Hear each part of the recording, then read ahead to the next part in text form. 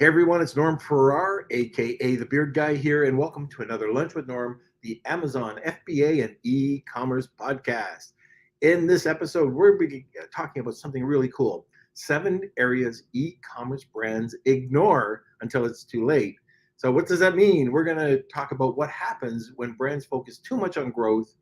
We're going to talk about those 7 things brands ignore, and most importantly, we will be discussing how to get your brand on the right path. All right, welcome to another Lunch with Norm, the Amazon FBA and e-commerce podcast. Lunch with Norm. Lunch with Norm. Lunch with Norm. Lunch with Norm. Okay, like I said, we got a really cool show today. 7 areas e-commerce brands ignore until it's too late. This is our first time guest. Our guest is the Chief Operating Officer at Stealth Venture Labs, an e-commerce marketing firm where he works with brands like Crocs, HelloFresh, and Factor 75. He's been, let's try it again. Yes, I'm in a hotel room, but lack of sleep, I should still be able to work through this intro. Anyways, he has almost 20 years of operating and marketing subscription commerce businesses and was the former CMO of Thrive Market during their hyper growth stage. And that company was around $110 million. Anyways, he is known to grow and mentor teams to scale businesses from startup to established concept. And we are talking about Evan Padgett. So I can't wait to get to him. But in a second, we just got to take a word from our sponsor. The Legion is your go-to community where you can learn, grow, and build your Amazon and e-commerce business. As you know, being an entrepreneur can be lonely. Now you can share struggles, build a network, and celebrate your successes. And guess what? Our community is free. All you have to do is head over to our Facebook group to join. You can also watch us on our YouTube channel at Private Label Legion so you can stay up to date with tips, strategies, and advice from other experts in the industry. Okay, remember one thing: to get all this great information, follow us, subscribe, and ring that bell so you can get automatic notifications.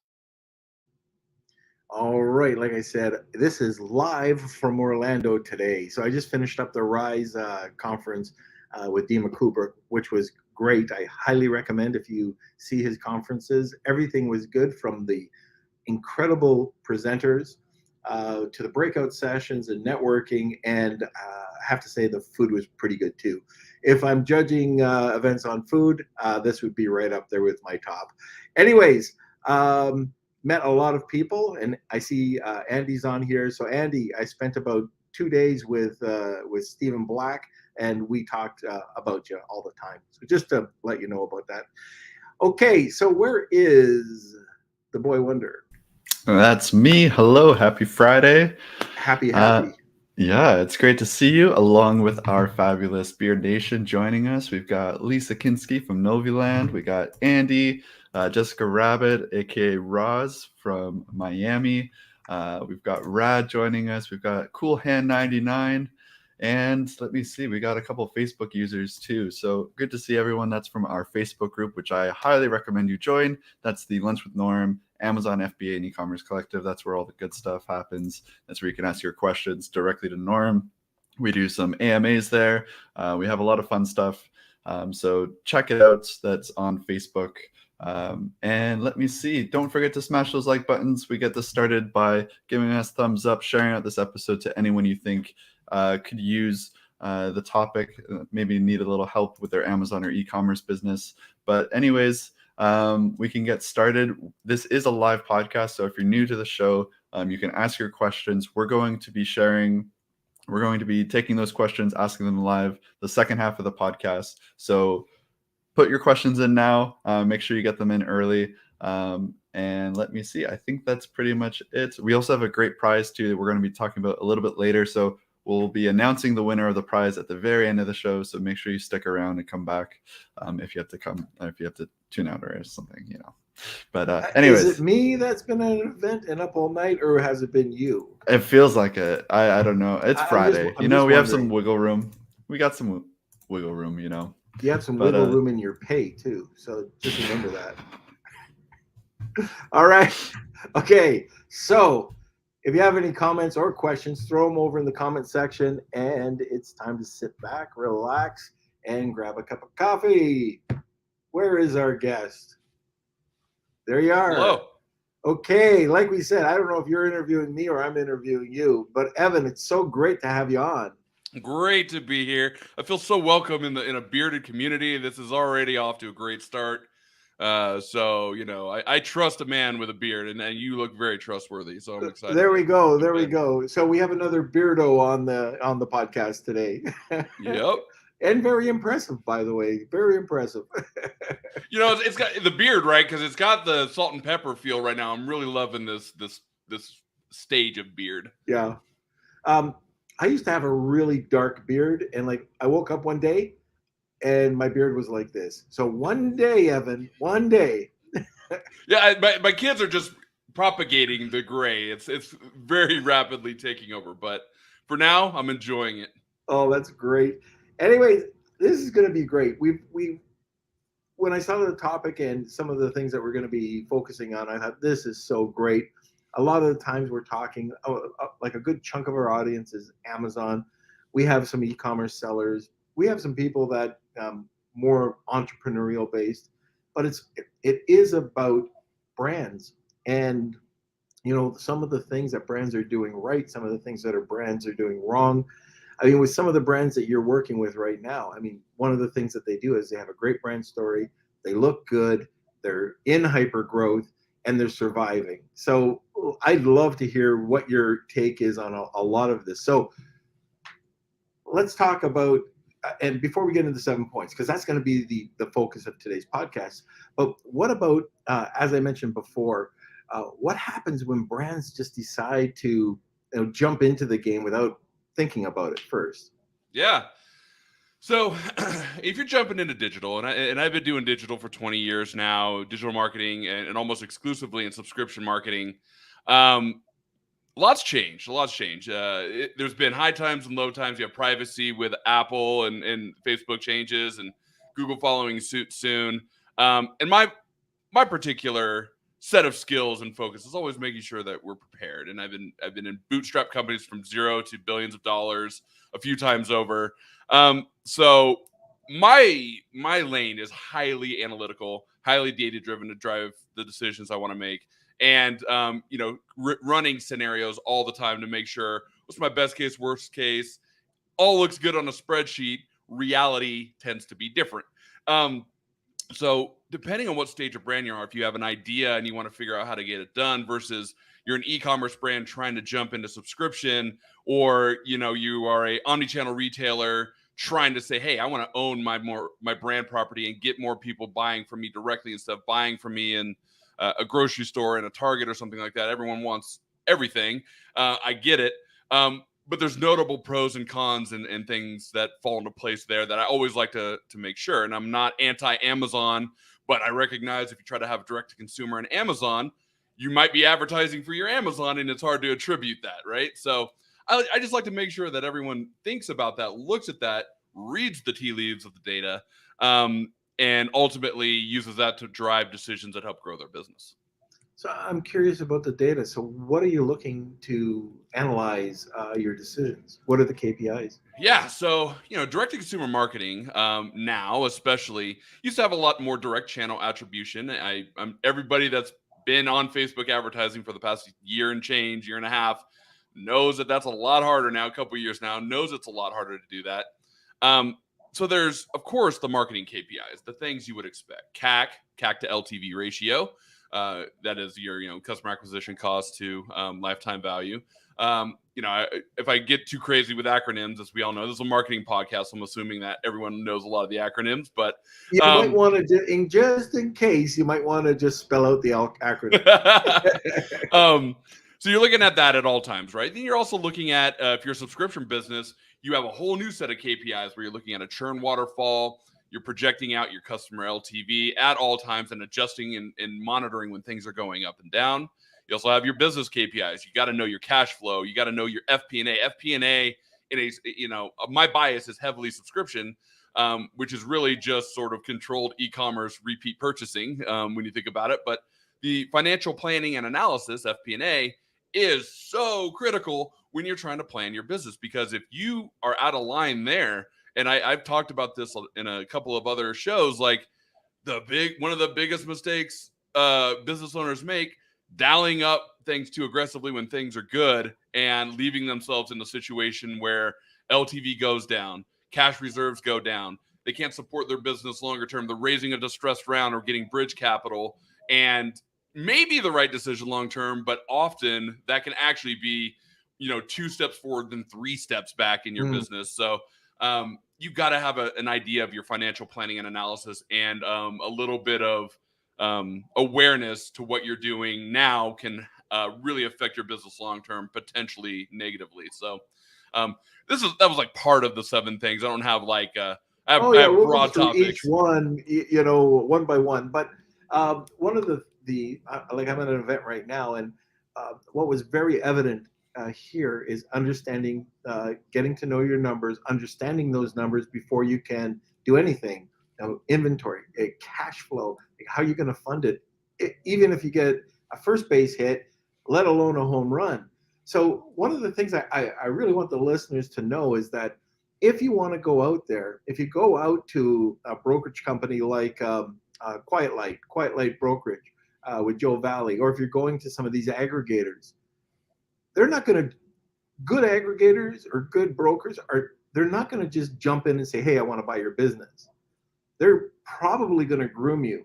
And if they're any good, you're going to be able to take some time. It might be a year, it might be 18 months, and then it's the right time for them, because you've got all your ducks in a row. And they're going to help you out. And I'm not talking they're going to jump on board and be full-time staff with you, but they will help guide you with some financial decisions, like, oh, you should be looking at that. Oh, you should be setting up your SOPs. Oh, you should be doing this, this, and this. And they can definitely help. So I highly recommend, and I mentioned this on our Instagram podcast the other day, if you want, I would check out Amazon for the Exitpreneur. Got nothing to do with it, but Joe Valley's book on every key point that you need to have them to maximize your valuation. So just check it out. It's Exitpreneur. I would highly recommend it. I don't know what it costs, but I would definitely buy it. Okay, so I also want to know any branding stories that you might have, good, bad, or ugly. I see a bunch of new listeners on here. I know we have a ton of old listeners on here. Look, let us know what you did right or what you did wrong. Love to hear it in the comments section. And also, if you got any questions for us, look, we got the master right here.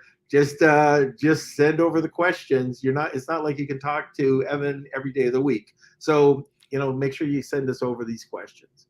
All right. So, Evan, we are going to get into the 7 points now. All right. Okay. Right.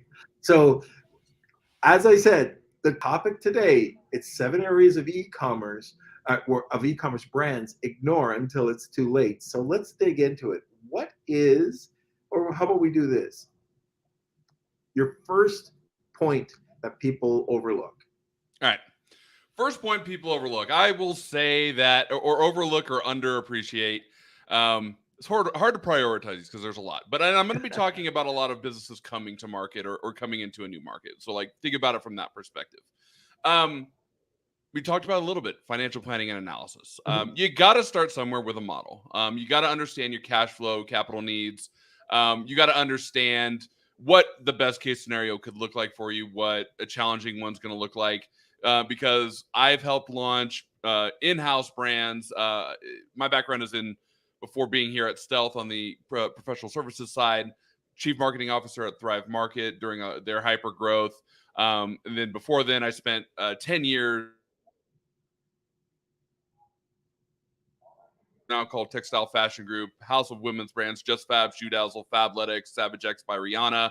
For a period of time, I ran the Just Fab and Shoe Dazzle brands, but I also grew up at that company. We were early 2000s, built everything in-house, so I've sort of seen how the sausage is made. And one thing that we were always focused on is having a good grasp on the financial planning and analysis. And that is, there's 7 things just in that by itself. But the fact of the matter is, you got to know, I'm going to market. Here's what my cash flow looks like. Yeah. Here is what my marketing KPIs need to look like for this to work.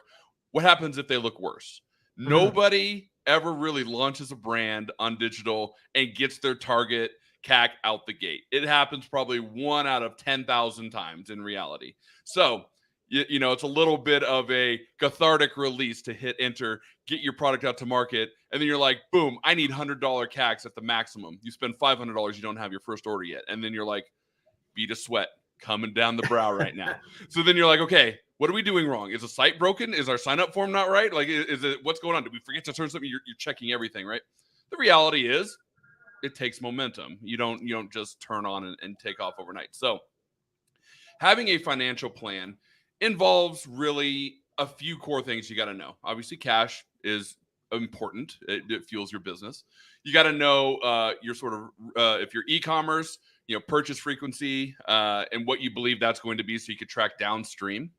If you're subscription commerce, again, more of my expertise, you're looking at your cohorts and saying, if I get 100 customers this month, how many are going to purchase next month, next month, next month? So you're planning your inventory and supply chain appropriately. You got to be looking at your tactics to decrease churn. So subscription especially, I always like to say subscription is a relationship. A recurring revenue businesses are a relationship between a company and a consumer. And in that relationship, it's not one way. It's not enough to just be like, I got stuff, I'm going to throw it in a box and I'm going to ship it to you every month. Like that was subscription maybe like 1.0 for consumer packaged goods. Yeah. Now it's, hey, here is this curated experience. This product's just for you. Here's how it's going to make you feel better, do better, have less gravity in your life. And you have to tell people that story. So then they keep coming back and keep getting excited. So then every time they see your box on their driveway, they're getting psyched up about what's going to be in there. But then, so you're like, what does that have to do with financial planning? We got 7 things to go through, right? And I'm talking a lot about this one. But to me, it's the most critical because if you're not paying attention to those key drivers of the financial model, you can find yourself in a distressed situation.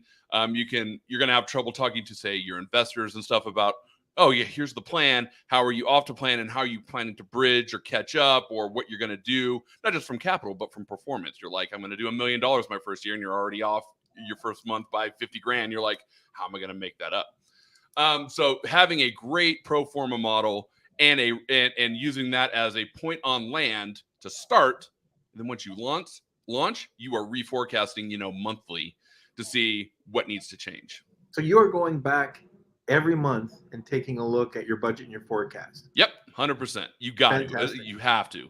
And that I see neglected a lot. People operate.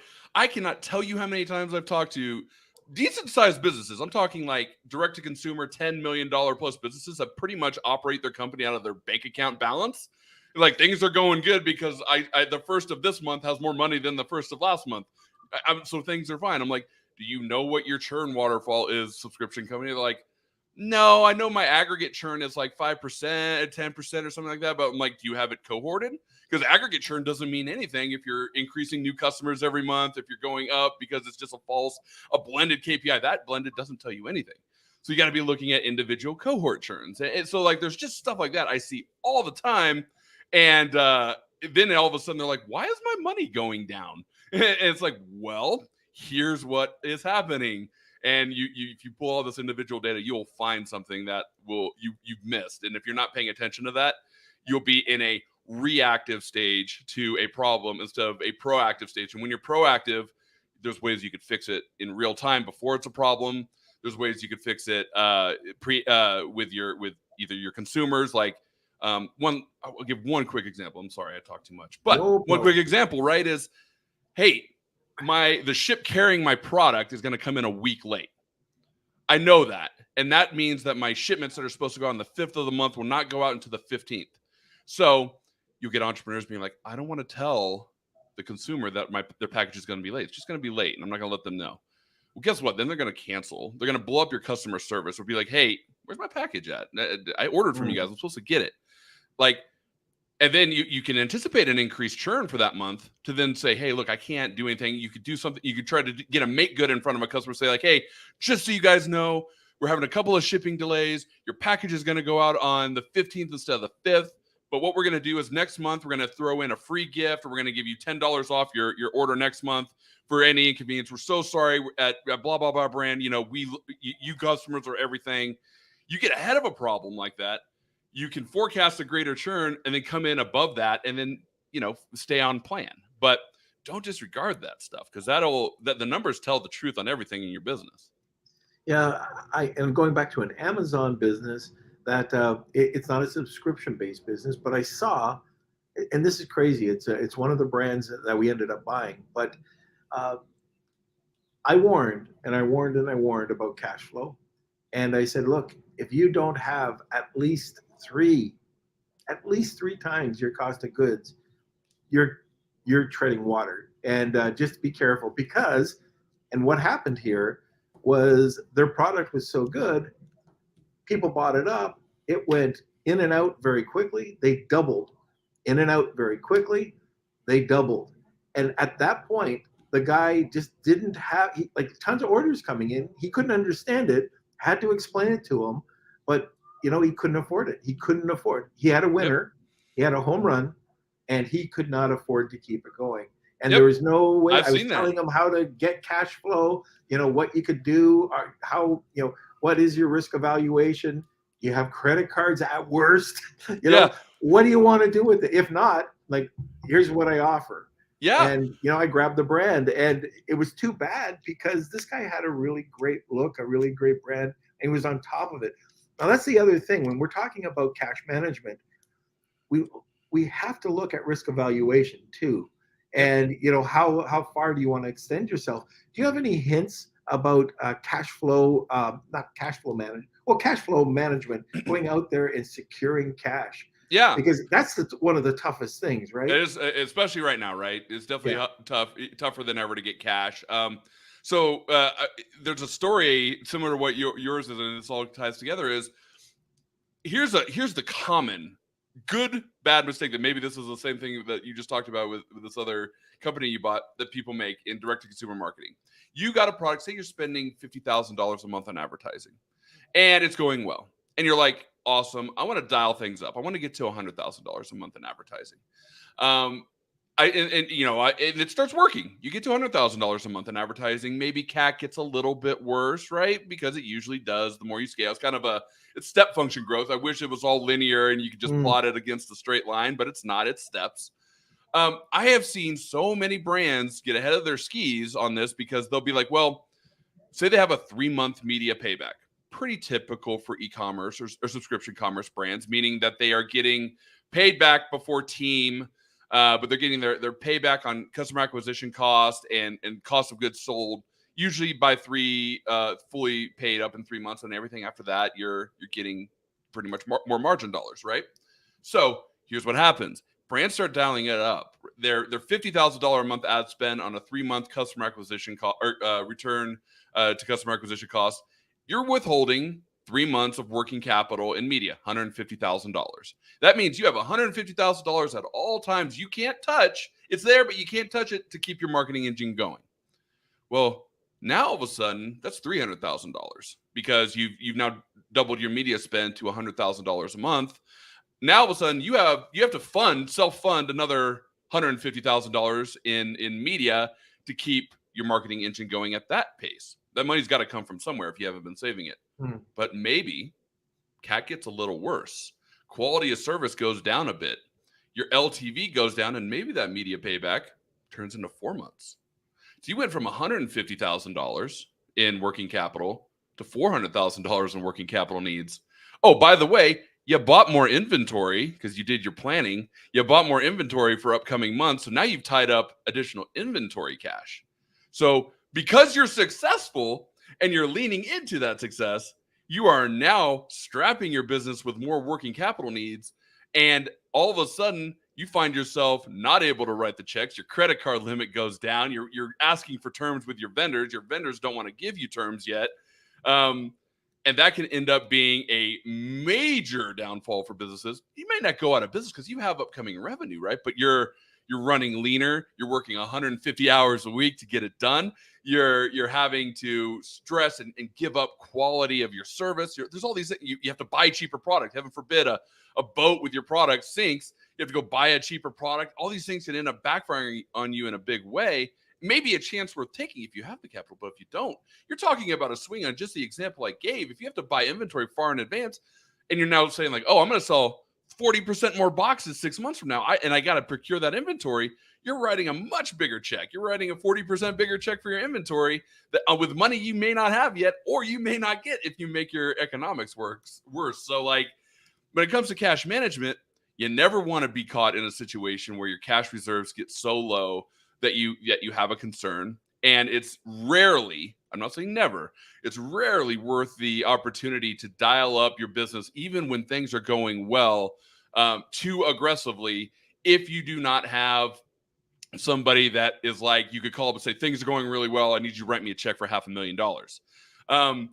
If you don't have that lined up with somebody or some institution, be careful. And there's Right. things like Clearbank, the Brexes, all these other opportunities of the world, but never reach out to them when you need it. You got to be reaching out to them when you think that you Great could use it. point. If you need it, congrats. You're going to give away a lot more of your company than you like. Yep. You're going to not get the terms you want because those with the cash could just sit there and say, no, I don't want to give it to you unless these are the terms. I'm like, but I need it. You're like, I know you need it. Here are the terms. So if you are raising in any type of distress or posturing any type of distress, I'm not against capital markets. I'm not against the people that lend money. They help businesses grow without a doubt, but their business is to make money too. So they have you. So what you want to do in that case, and the example there is, you see that you have an opportunity to increase your business. You call somebody up and you get that cash now in the form of a convertible note or whatever you've been doing. You get that cash now and touch it when you need it, not touch it, not try to get it when you need it. Yeah, and just a quick note. So you're a smaller Amazon seller. You might be getting in the market for the first time. I can't stress this enough. Never get into business with money you can't lose or you're comfortable losing.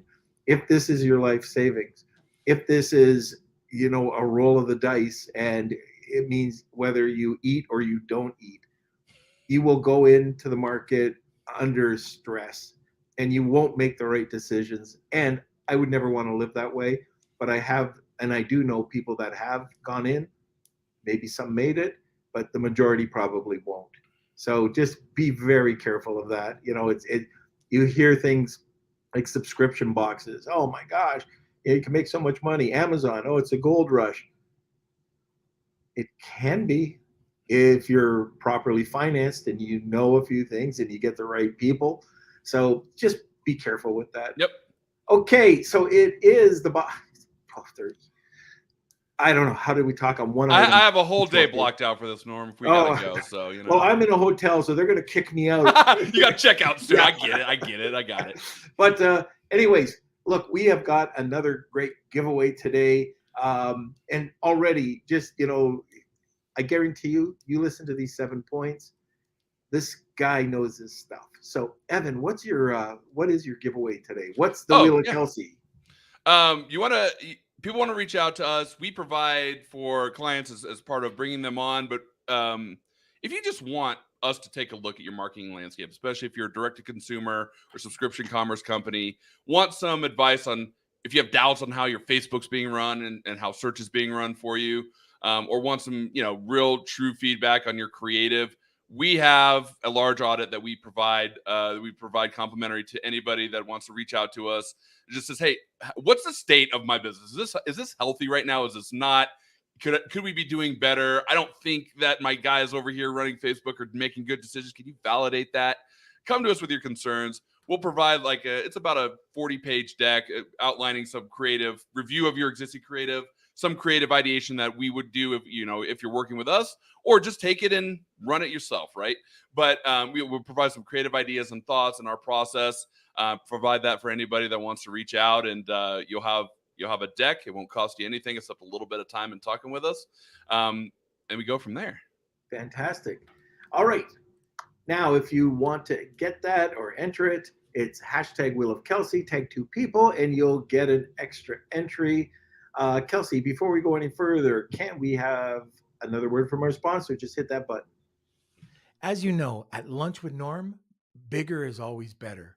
Bigger business, bigger profits, and yes, bigger lunches. Z wants to make sure that your business and profits are bigger by taking you and your business international. They are a one-stop importer of record shop, including compliance and logistics services. They focus on all the elements involved in a smooth first-time custom clearance so that you can focus on what you're good at, selling. Click on the screen now or follow the link in the description box below and get 50% off your first shipment today. All right, we're back. Okay, so let's move on to the next point. All right. Next point on the list here. We've talked a lot about FP&A. Let's take a step back, something more fun. Okay. Content creative. This day and age, for direct-to-consumer marketing channels, namely the social channels, right? You don't want to have just static images. You can't just get by with GIFs. You can't just have only video and rich media. You got to have a mix of all the above, and you got to be willing to experiment and flex your brand. One thing I see all the time that I might have some entrepreneurs on this that'll be like, wow, I hate what this guy's about to say, and they may vehemently disagree with it. But as a brand grows, it evolves, and it has to evolve to stay relevant. Your brand today, show me a brand today that's digitally first native that is the same as it was when it launched, and they're a big brand. They're not. They've either become more promotional, they've expanded their product line. There's things like that.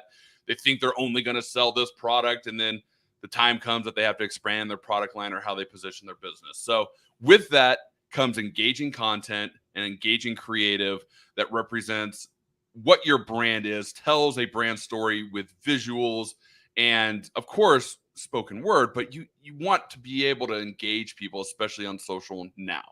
The quality of creative for social platforms is, the bar has raised significantly from the privacy changes, the iOS 14.5 and all that stuff that happened. That means now that you used to be able to hyper target customers to get the CACs that you want. You can't do that anymore. So you have to have breakout creative that stands out, is engaging, makes people laugh, makes people recognize that their product suits them, it gives them, fulfills a pain that they have, and makes their life better. And you have to convey that in a short video, the right words, and you have to be willing to test that, because what you know about your brand is great. It's awesome. It's where it is. But a lot of entrepreneurs, they base it off of what their life is and what their needs are, and they ignore the things that other people are seeing about their brand. So you have to be willing to change your mind a little bit. And ultimately, I always say, look, I know we'll get brands that'll be like, I really don't want you to do that. And I'm like, here's the thing. We're not making it permanent, but let me test it. Let me show you with the numbers that this ad is getting an improved click-through rate, a lower customer acquisition cost. And if it's not, then it's not. Like, the data tells the truth here. But I'm like, would you rather get 30% more customers if you had to give away maybe a 5% bigger discount or increase your cost with a free gift or not? And they're like, yeah, I want to get more customers. Like, let us do this. Let us play around with your content and your creative and your positioning and your pricing and everything around that. Because what got you here, because they'll be like, oh, we're doing this with what we have, is not going to get you there. And then I say, well, okay, so just turn up your spend. What do you need us for? And they're like, well, every time I turn up my spend, my CAC goes through the roof. Like, well, time to change things up a little bit, isn't it? So having engaging and great content and creative is often overlooked, and being flexible enough to change it over time. Yeah, very good. And the creative, just because it's working on one platform doesn't mean it's going to work on the next platform. Absolutely not. You do not really run TikTok creative on Facebook or Snap.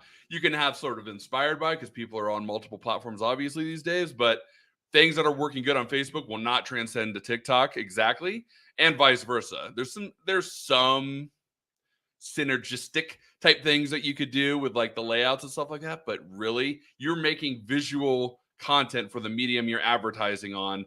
And I like to use a good example.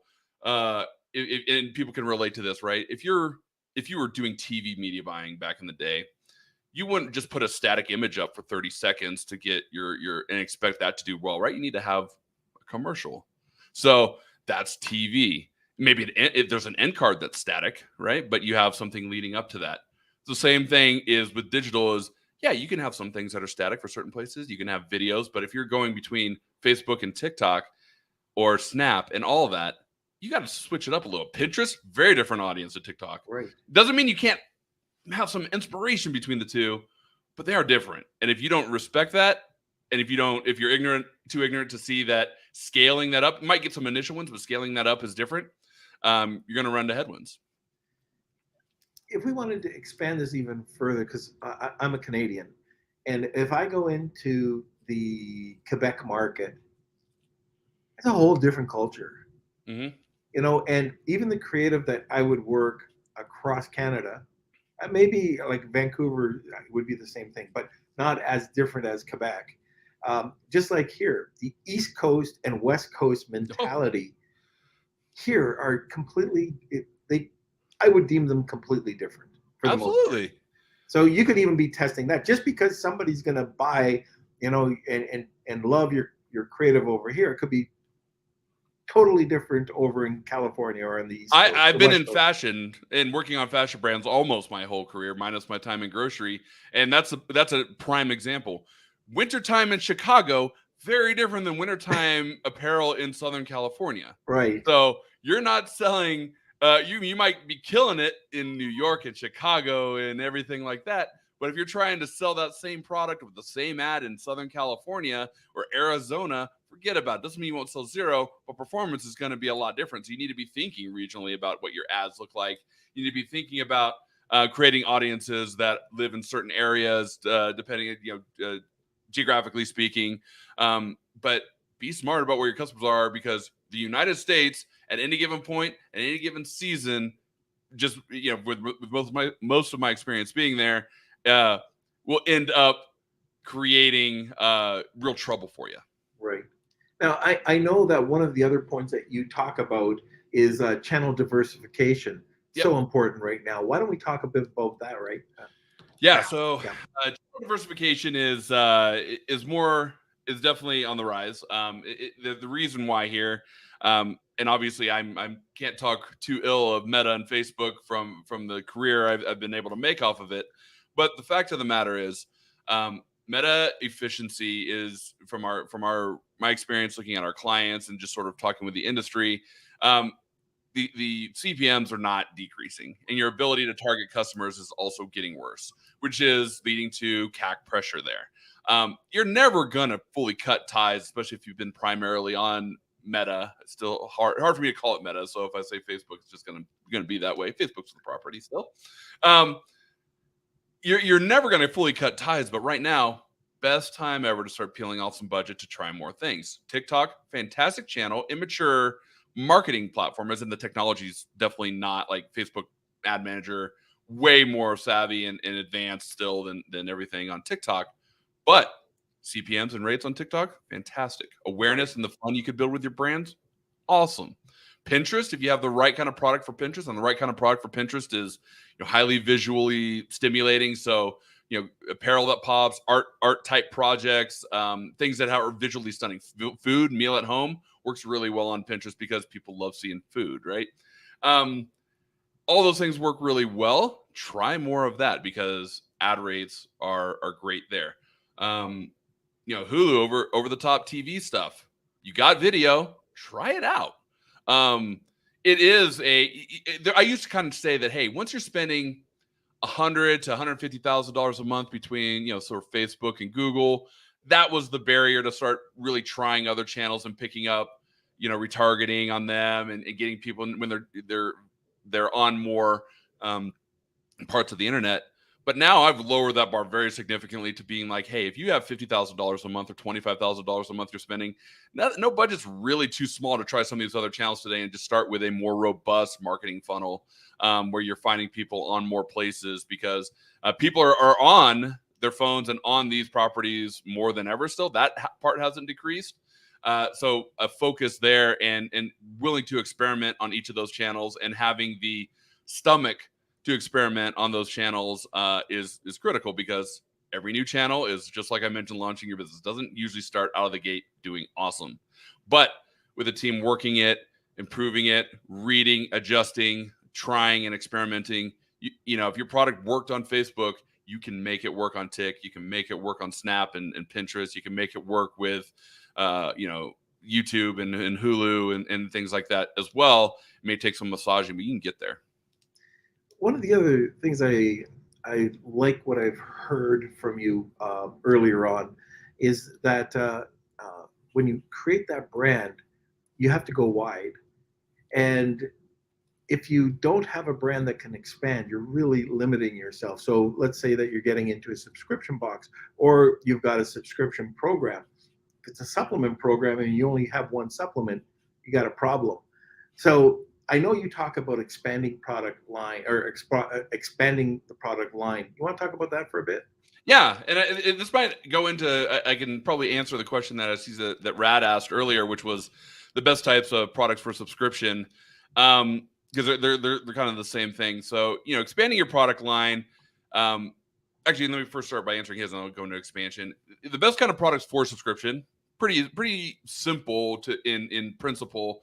And I also want to say that subscription to me is a recurring revenue model. So it could be, you know, a service that they could get. It could be, you know, hey, you want VIP shipping, you want to have, you know, you could be part of our basic program or our advanced program, which comes with a white glove aspect maybe to your product, special gifts. First, you know, if you have a high demand product, like in collectibles, for example, limited release, you could pay a subscription to say, yeah, you get these drops, you know, 3 hours early. So if you're there ready to go, you have the first shot at looking at the new product if you have like a scarcity type product. So that's a way to think about recurring revenue models. But the types of products that fit the most on subscription, center of the bullseye, consumable stuff, things that people are going to need at a certain frequency. It could be once a year, once a month, could be once a day. Not that you have a daily subscription, but you space that out. But anything that people would consume and use and need more, perfect subscription products. So you're talking supplements. You're talking supplements have been a subscription. We're probably one of the first I was marketing subscription supplements when I was in 2002. So they've been around on the internet. Yeah, one of the something first, not new. Yeah. So like you know, supplements, food, toilet paper, diapers, all those sorts of things are great. Coffee, teas. But anything that you could create that is consumable is great. Also, things that change with time.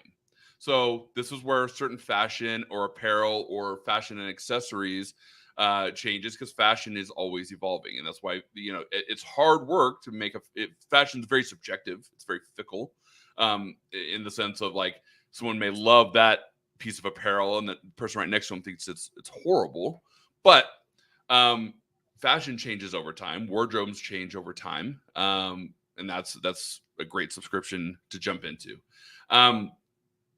There's, you know, within a vertical, within any type of passionate audience, you could likely find like there's probably a mountain biking subscription that would make sense for avid mountain bikers. Not necessarily the biggest audience in the world, but they want to have variety in some of the gear that they have, some of the accessories that they use for their bikes, some of the things that help them in mountain biking, or just being an outdoors person. Most people doing that. You could find ways to introduce new products. You could find ways to, you know, cost effectively deliver something to them that fits their interest personality, and goes well. So almost, I've done this with like hundreds of people at this point. I get challenged all the time. Like, how do you take this and make a recurring revenue or subscription model out of it? Could be something else people want to reach out to me before, because I love that challenge, and I've yet to be entirely defeated. Not doesn't mean that they haven't, or that they've taken my idea and run with it, but I've been able to make a strong enough case to where I convince people they're like, yeah, I think I could make a subscription business out of that, and go from there. So that's the idea of how to create a subscription business. And then the other question is the expansion. You when you're making an e-commerce or have an e-commerce product, every time you expand your product line or your service offering, you can find an opportunity to grow your business. Now, growing a business comes with additional costs. You have to develop a new product if you're first party, or find a supplier for something you're looking to buy, of course. But listen to your customers. This is one of the points. So this is like kind of 2 points in one here. Listening to your customers and saying like, oh yeah, like I buy this. And I really, when I first started in like shoe business, for example, when we were doing Just Fab, it was like, oh yeah, then people wanted apparel from us. Now, shoes was our number one product. Then we jumped into actually bags. Then after that, because people like want to match shoes and bags, and that was very important to the consumer. And then they wanted apparel to go along with all that. Not necessarily each one of those was sort of a diminishing return revenue center from like the hero product, but every time you can expand your product line, you increase your LTV, you find new prospective customers that will come to you for that expansion on your product line. And every time that you find the right fit, you've unlocked significant long-term revenue, and it's a worthwhile investment. And I always like to tell, if you're at a stage of your business where you're not cracking the code as to being able to spend more on advertising or grow your revenues, one thing that a lot of people would try to assume is like, I'm going to fix the problem of my creative must be bad, or my buying tech. It's like, maybe it's time you think about how can you expand your offering? What would it take to capture more from your existing audience, and then also find an additional pool of audience? Okay, one of the other things that you talk about is building a brand culture. Yeah. Want to touch on that? Yeah. So brands, especially the younger, millennial and even Gen Z type mentality these days, people, and I think this is actually just a broad change too, not just singling those demographics out, but people want their dollars to also go to something more. And the brand and what you stand for means a lot. Means if you have a commitment to a social cause of some kind, like either having a green fingerprint or footprint, working with sustainable businesses, and being able to back that, contributing to a cause or a bigger mission beyond just capitalism and regular for-profit enterprise, using your for-profit for something more or standing for something more and bringing that culture forward is what works really well. The biggest case study that everyone probably knows, is Tom's, right? Tom's Right. footwear. They were sort of front running on social commerce. That now, I'm not saying everyone needs to be Tom's, but when I was at Thrive, every time someone would buy a membership, we legitimately gave a membership away to people that couldn't afford one, and this was $60 a year. But they have health problems, they have celiac, they need gluten-free stuff, and they can't get it where they live. So we had a social cause that we stood behind. So that brand culture, and that's the social side. That's the good side of it. Also, just having a brand that is fun. You show and can create a sense of feeling good about participating in that brand is key. This isn't like, especially if it's things people don't need and it's things that they want, but even if it is things that they need, making it more fun along the way, and more collective, and having an emotional tie instead of just, hey, yeah, I want to buy this from you. Okay, here you go. Give me your money. Okay, thanks. Bye. Like that's commerce. That's walking into a convenience store because you just need a Gatorade or something. But now what I'm trying to say is, look, you want to have something that like draws people in, gives them a shot of dopamine when they come home from work and see the product on their porch, and they recognize the box and they're like, oh, I'm excited about what's in here. They love reading the material that's in there, all this stuff. Like that's what keeps people on. Like, these are the little psychological things that we could do to keep people engaged with your product longer, love your product more. And every customer that really loves you, guess what they do? They talk about you, they tell somebody else, they tell all of their other people, and you will get more customers and have a better brand that just people want to be a part of and think it's fun. And if you can do that, man, you got a long runway to go with free customers, K factor, and just having something that's really cool. But what you're talking about, it leads into brand perception, and like this is crazy, but we love brand perception. I always give a few case studies that just show the difference if you spend an extra buck or two.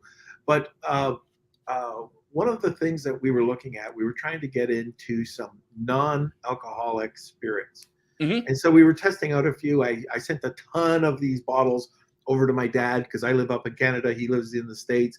So I said, well, what do you think when they come in? And he was like horrified with some of the packaging. Like they would just, one glass bottle would show up in bubble wrap, and another one would be Right. in one of the bigger packs. Nobody had packaging. And then there was one. And he went, I just said, Dad, which one of these would you buy just from looking at it? He said, well, first of all, he says, there was only one brand that I would buy, this one. And I said, kind of curious. They range from around $20 up to about $50. He goes, I would pay $40 for this brand. He hasn't tried it. He hasn't even put it in his mouth yet. He's saying, I'll buy this one. I'll buy that one for $40. Case And study the other right there. ones were all around $24 to $30. And it was pretty consistent around the $24.99. Like I gave them price points. And everybody else failed. Like they might have had a better looking bottle, but they Might have didn't tasted have better, right? and it was the package. It Yep. was strictly the package that they paid probably maybe $1 for. You know, crazy. The analytical part of me is like, I'm just trying to get you a product in a box, and I understand that this is going to cost dollars and quarters more to do that. But the reality is the bar is raised for the consumer experience and the feeling they get in unboxing and unloading this stuff. And nowadays there is absolutely nothing more disappointing than getting a brown unmarked box, Oh. not knowing what it is, opening it up and just seeing, Jiffy bags and bubble protection in there, and just seeing your stuff floating around in there. If you're getting it from somebody you're recurring with in a direct brand, Amazon stuff, that still happens. You kind of expect that, but even they have increased. Look at what they've done as the behemoth over the past 4 or 5 years with the branding of their boxes, the subtleties with the tape, the care. It used to be like I used to joke around, like, I'm ordering something the size of an iPhone, and I get it in a box that's like yay big, and it's just like all air and plastic in a little thing in the corner. Like, they've gotten better about that. They put more branding and like all these things. Like, even they, who are shipping out probably the single most boxes from a company on any single given day, are making these steps. If you are a vertical brand and you're not taking that kind of care for another 50 cents per box or per pack of boxes, and not creating a really great piece of material that goes in the box and an awesome unboxing experience where people feel like they're entering your brand state of mind, you will lose over time with that, because it's just that the bar is raised and you have to invest into that. And it may cost more, but it's a cost worth spending. In the exact example you gave, you ask you go back to those brands and say, like, this is the only one people are going to buy, and this is why they're going to buy it. I'll say, well, shoot, I'll spend another $1 to make the packaging look better. Like, do it. Yeah. Like, you got to these days. You just got, that's how it is. That's how it is. That's reality. Right. Yeah. And there's so many examples, especially on Amazon. And one thing I can say, because we could talk perception for another hour easily, but one thing I can say is when you go in, and if your brand, let's just say that you've got 3 tiers of perception: the lower tier, the middle tier, and the higher tier. If you want to dictate higher prices for your product, yet the customer experience is not there, you'll feel at the perception that people are not going to come back and buy it at a premium price. Same thing if you have a lower priced item, but you have superior product, you're missing out on a ton of profit. So you really do have to do competitive analysis in this area is so important.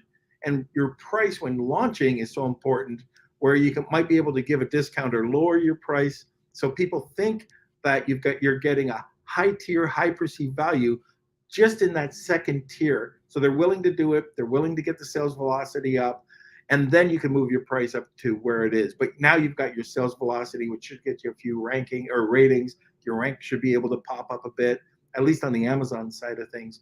So I love perception. I think I talk it all the time. I love it. Yeah, there's somebody in chat right there that I'd love to answer this question or the question about a brand that has nice packaging and a nice onboarding.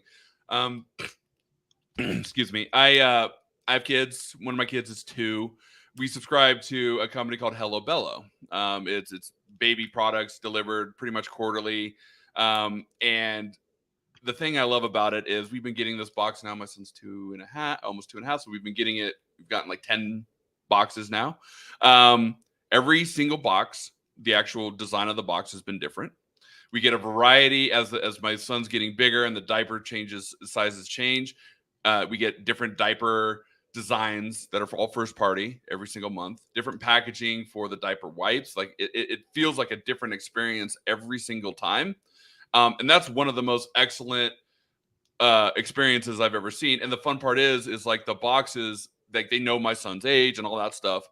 Like the boxes also then start doubling as like the one I got right now is like a tractor. It's got a tractor. So when I'm done with the box, put him in there and he's thinking he's driving a little tractor around, right? Like, but so now you've created a utility out of that box. You've created fun new diaper designs. So I'm not just getting the same kind of diapers every single month. Like, because the diaper design doesn't really matter. Like it doesn't when you think about it.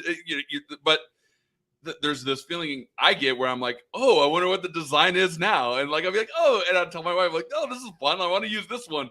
And it's just like stuff like that adds up with me wanting to stick around because I could go get cheaper diapers and cheaper wipes and all this. Yeah, I can, but I will pay a little bit more for this experience. So I think that, they do really well. Just a random plug for them. Very good. Okay, so we've pretty much touched on everything except I want to go back to when we first started talking. We talked about the cash flow. You talked about taking a look at forecasting every month, and we touched on budgeting. How important is budgeting? I think we got to hook back and just talk about that for a bit. Well, it depends. It's as important as you want to put care into making sure your business is going to stay afloat. So assuming most people want their business to stay afloat or they don't have infinite capital reserves themselves or ways to get into, budgeting is going to tell you is of course a critical KPI for you to understand how you can grow your business, because no one wants a business that doesn't grow. By definition, business not growing is probably set to or considerably to some failing and falling. So you got to keep growing. Budgeting is a part of that, because that's going to tell you when you have budget to lean into marketing, to team, to infrastructure. One of the things, we're getting through most of my 7 here. One of the things is automation. I've seen jump into companies that have like such manual stuff that they do to make their basic reporting and manage things like, oh yeah, well I have this person come in and copy this from here, and this person copies from here, and then we marry this, divide it by 2 because of this, and like all this stuff. I'm like, you can automate all that. How much time is someone spending on that? And they're like, yeah, well, it takes my analyst like an hour a day to sort of prepare all the stuff. I'm like, an hour a day, 5 hours a week. Okay, 250 hours a year of this person preparing these reports. How much do you pay them? Blah, blah, blah, blah, blah. Blend it out, maybe, $100 an hour with benefits and all that, if they're paying them pretty well, right? All that stuff. So it's like you're spending $25,000 a year to have this person make some reports for you. There's technology out there that if you spent $5,000 to implement for the whole year, and then a couple of weeks of implementation time, you've now just made $20,000 this year back. Like that's to the bottom line right there. Yeah. So those are the types of things that budgeting and infrastructure are so critical for you to look at, and when appropriate, like not out the gate. Not everyone goes enterprise out the gate. You don't need an ERP when you're $0 in revenue, but at some point it evolves. You will change technologies, find what's right for you, implement it, and you will get more out of your team. You'll get more, and that's just one person doing that. You have that stuff going on everywhere. You can automate things within Slack, right? You can automate. We automated some of our ticketing process in Slack to be able to be like, hey, when we have this type of recurring thing come up, someone just clicks a button and it submits a proper ticket. So then somebody else does the work instead of somebody having to type up the same stinking ticket every single time. You can find these ways to just make the business a little easier to operate, get the same thing done. It feels like an initial investment because you have to like put the time in to implement. And this all comes back to budgeting. And then all of a sudden you'll find that you have more budget, and reinvesting these things into parts of the business that have quantifiable returns are key. All right. And just one quick thing on budgeting and cash flow. When a lot of people get their reports back, from their bookkeeper or their accountant, they're looking at, and I hope you're doing it monthly, but you're looking at a P&L, you get your balance sheet, but so many people forget the most important report, cash flow. Yeah.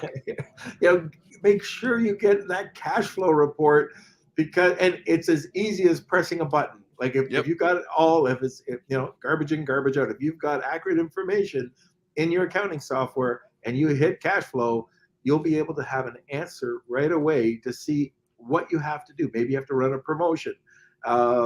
Maybe you'll have to inject a bit more money into the account. Yeah. So, and with the budgeting side of this, that was one piece I forgot to mention. So you were doing cash flow. Maybe you got a trade show you got to be at, right? They ain't cheap. You want to make sure that you save. You got to accrue for that. Because maybe your trade show's in August, September, October, but you got to be saving for that now, because that trade show is going to cost you $20,000 to get material for and go and travel and entertainment and wine and dine and all that stuff. So that's budgeting is looking ahead and understanding, and cash flow looking ahead. Your P&L tells you, it's the history books to a degree where I'm like, it is telling you what happened.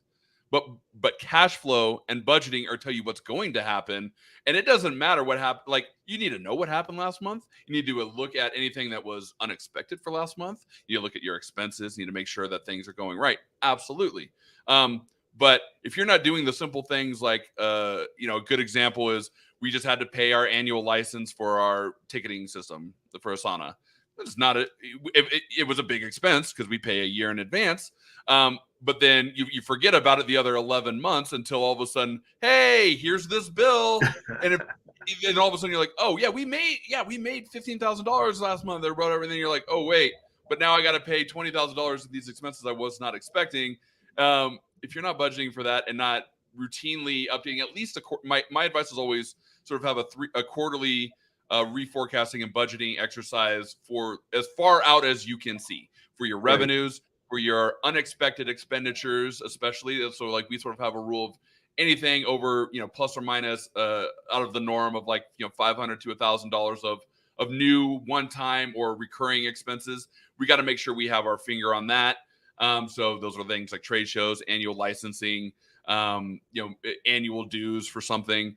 We got to make sure that we know when those are going to hit, because when they hit, they're due, but you have the other 11 months and 30 days to make sure that you save and accrue for it if they're big hits like that.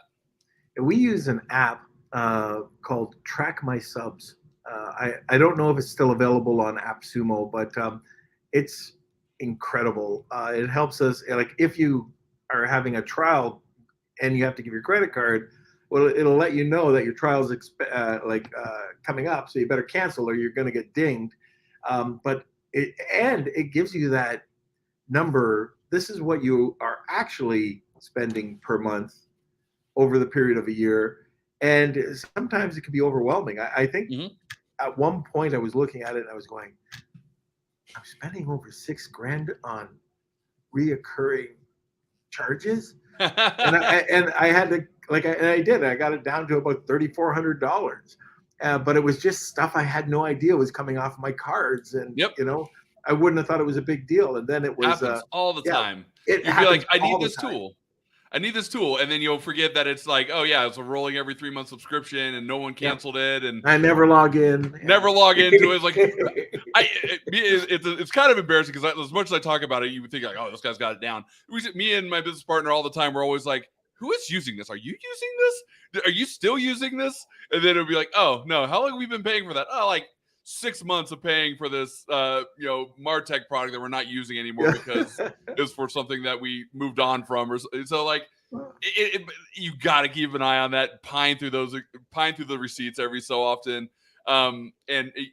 There's a difference between being obsessed about it versus like just being mindful. I always say start with mindfulness and just like when you're looking through your expenses, do a pass through and just like what the bills are that are coming through, because Right. the good thing, it's one of those things where like the bigger you are, the more these like little hidden like, oh, it's just like $100 a month thing that used to be really like you would have freaked out about seeing $100 a month charge, but now you're doing bigger business. So you're like, whatever, it just slides through. And you're like, I've been paying this for 15 months and nobody's logged into this tool. And guess what? They're not going to let you know.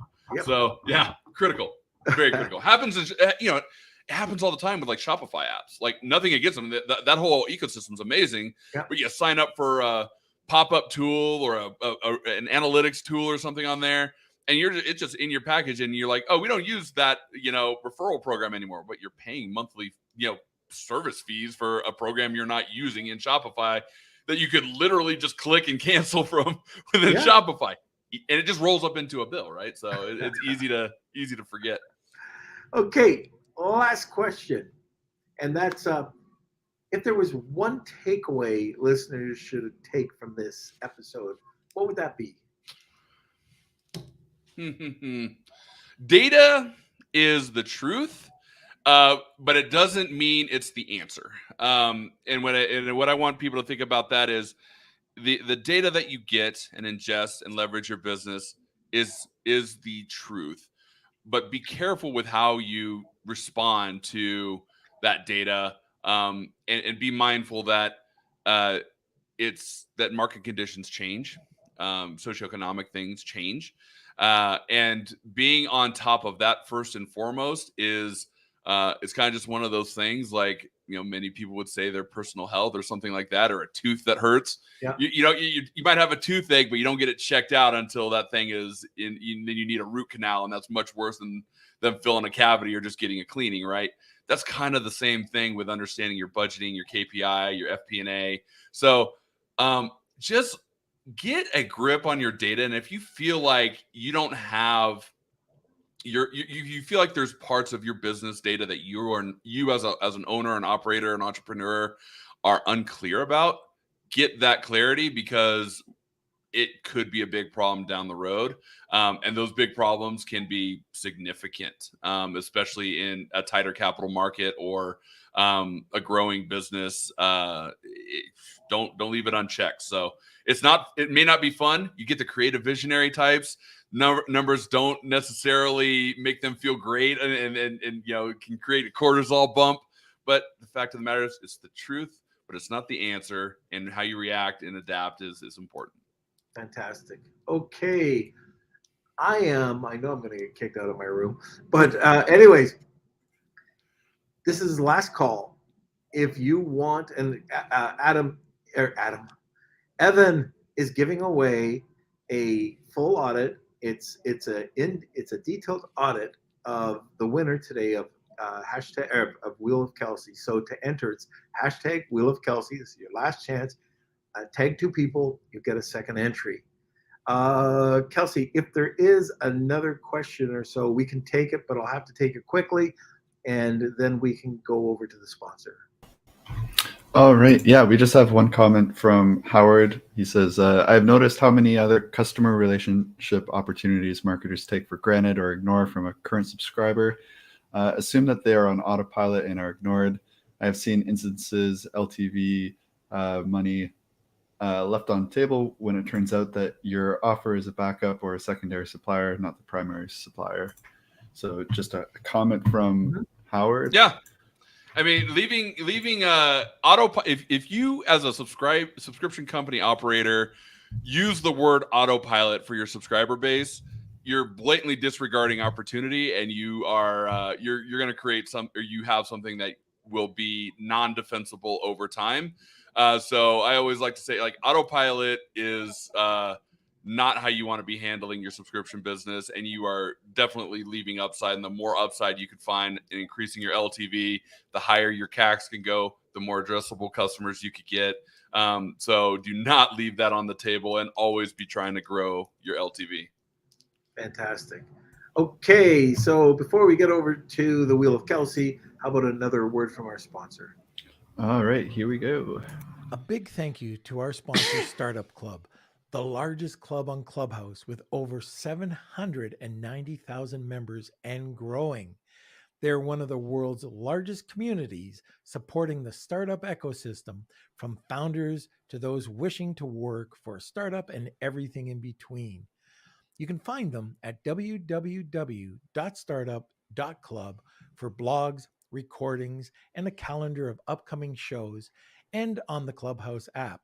Just search Startup Club for daily shows 24/7. You can also now listen to their show, the Serial Entrepreneur Club podcast, on Apple and Spotify too. Stop by to connect, learn, and grow together. Okay. Okay, so it's time for the Wheel of Kelsey. Sit back and relax and enjoy the wheel, everyone. It's time for the Wheel of Kelsey.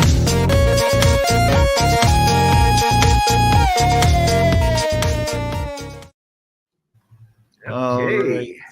Okay, so here we go. I'm going to shuffle up these names and give it a spin. If you are the winner, There's going to be one happy winner today. if you are the winner, please email me k@lunchwithnorm.com, and it looks like Who is it's it? Howard? Howard. Yeah. All right, Howard. All right, congratulations, Howard. Just email me k@lunchwithnorm.com. I think you've won before, so just send me that email and we'll connect you with Evan. And I think that's it. I'm also putting up the link if you are interested in talking with Evan and Stealth Venture Labs. You can visit stealthventurelabs.com too. Evan, is there anything else that people can do to contact you? Yeah, you can find me on LinkedIn. Hit me up there. Evan at Stealth Venture Labs is my direct email. I love talking about the industry and everything around it. So always great to find me there in either of those places, or come to our website and see what else we got going on. Evan, we've loved having you on here. And when I'm back in my podcast studio, hopefully we can have you back on talking about some other topic. Let's go. I'm a jukebox. Just put a quarter in. Let's see what comes out. All right, sir. Well, thank you so much for being part of the podcast today. And like I said, we will definitely be having you on again if you accept the invitation. Of course. All right. I'm gonna work on this beard first, though. Okay. Be about here by then. Okay. All right, everybody. I hope you liked today's podcast. I hope you had some really valuable information. As you know, Evan is, I hate saying the word guru, but an expert in his field. And he deals with huge companies and he gets results. So anyways, check out his company as well. If you want to go over, I think Kelsey's put the URL, I'm just seeing, or he will be putting the URL into the chat. And let's see, Kelsey, come back, help me out. It's Friday. All right. And just to working. be well, yeah. After this call, though, I'm gone. I know, I'm away. I'm away today. I wasn't even expecting you to come on the call today. Well, it's a nice little surprise. Yeah. But anyways, I want to let everyone know that Evan is taking entries from everyone too. So if you are interested in having Evan and his team take a look at your business, you can reach out to him over to stealthventurelabs.com. Contact them, and they'll be happy to help you in your e-commerce business. Also, congratulations, Howard. Again, email me k@lunchwithnorm.com, and we'll hook you up with your prize. And let me see. If you're new to the podcast, make sure you check out our Facebook group. That's Lunch with Norm, Amazon FBA, and e-commerce podcast, or e-commerce collective. I want to give a big shout out to everyone who was able to make it out to Norm's first ever Instagram live. It was about an hour long, and we had a pretty good turnout. So I was pretty happy with that. I don't know if you're happy with that too, Norm, but it was great connecting with everyone, talking to people and having them ask their questions, and just a way to connect with more fans on our Instagram side of things. So that's Yeah, it was definitely different.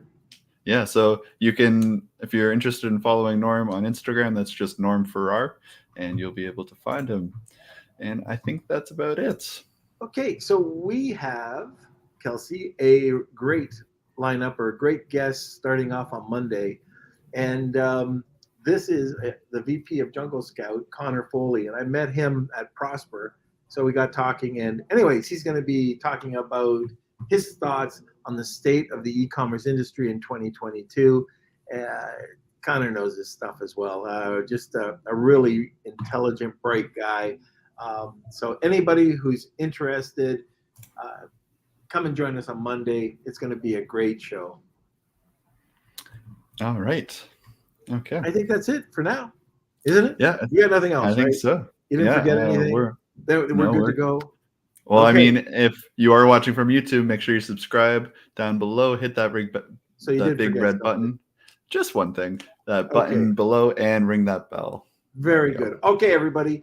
So join us every Monday, Wednesday, Friday at noon Eastern Standard Time. And like I always say, we could not do this without such a great community. Thank you for joining us. Thank you for being part of the group. And have a great Friday and a great weekend. See you Monday. Lunch with them.